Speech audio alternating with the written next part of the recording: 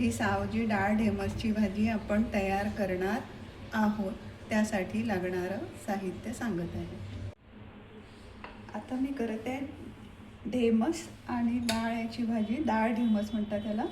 हे 1 पाव ढेमस आहे. अर्धी वाटी ओली चण्याची डाळ भिजत घातली होती 2 तास आधी.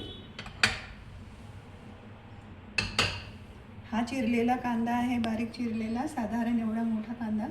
नंतर आलं लसणाची पेस्ट, सावजी काळा मसाला घरी केलेला, धने पावडर, जिरे पावडर, हळद, तिखट, मीठ आणि हे तेल. आता तेल गरम करायला ठेवते.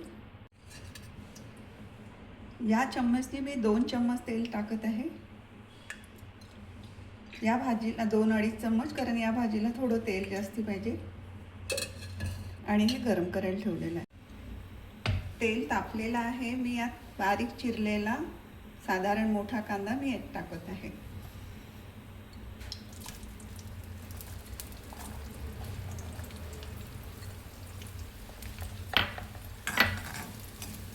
हा कांदा मंद आचेवरती शिजू द्यायचा तेलामध्येच.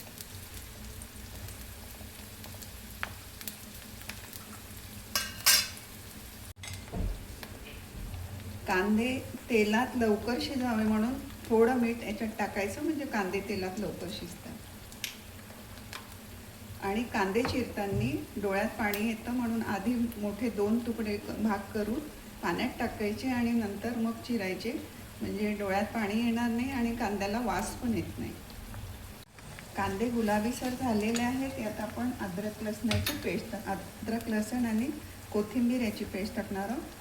1 पाव असल्यामुळे 1 चम्मच आणि अर्धा चम्मच बस.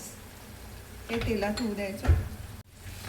अद्रक लसण आणि कोथिंबीरची पेस्ट तेलात झालेली आहे, कांदे पण झालेले आहेत. आता यात आपण टाकणार आहोत हळद, अर्धा चम्मच छोट्या चम्मचनी, अर्धा चम्मच धणे पावडर आणि अर्धा चम्मच जिरं पावडर. धने पावडर थोडंसं कमी का टाकलं जातं, कारण आलं लसणामध्ये आम्ही कोथिंबीर टाकतो, त्याला नागपूरमध्ये सांबार म्हणतात, तो टाकलेला आहे. हे झाल्यानंतर तिखट आहे, 1 पावाला 1 चम्मच.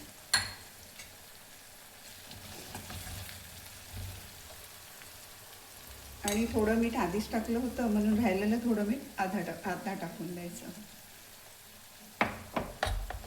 आणि यात आता हे मसाला झाला की यामध्ये ढेमसच्या फोडी टाकायच्या. बारीक चिरलेलं आहे धुवून. आणि ही चण्याची डाळ जी भिजत घातलेली होती ती पण टाकायची.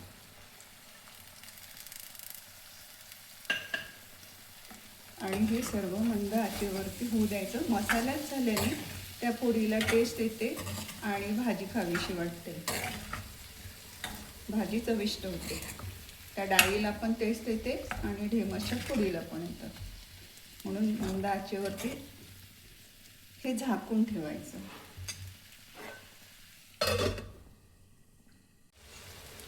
ढेमस आणि डाळ मसाल्यामध्ये झाल्यामुळे वास छान येत आहे. आता मी यात थोडं पाणी टाकत आहे, जास्ती पाणी टाकू नये. थोड्या पाण्यात शिजू दिल्याने त्या मसाला सगळीकडे पोचतो आणि फोडीला सुद्धा चव येते, डाळीला फोडीला चव येते, टेस्टी होते भाजी. परत ही मंद आचेवरती झाकून ठेवून द्यायची. मसाल्यामध्ये भाजी झालेली आहे. आता मी थोडं जास्ती पाणी टाकत आहे, याला डाळ शिजायला वेळ लागतो.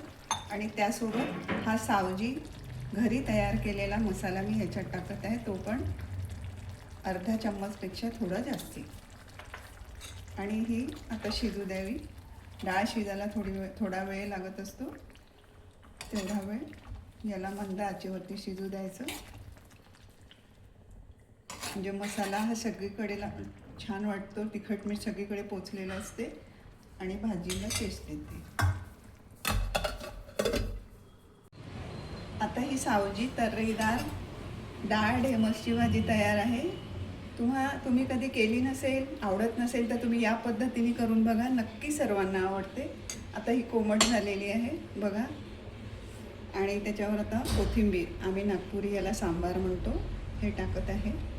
अशी ही डाळ ढेमसची भाजी तयार झाली. नक्की करून बघा, टेस्टी लागते आणि छान वाटते. अशी तर्री आलेली अशी छान अशी भाजी आहे. नक्की करा, आवडेल तुम्हाला पण. ही सावजी डाळ ढेमसची भाजी.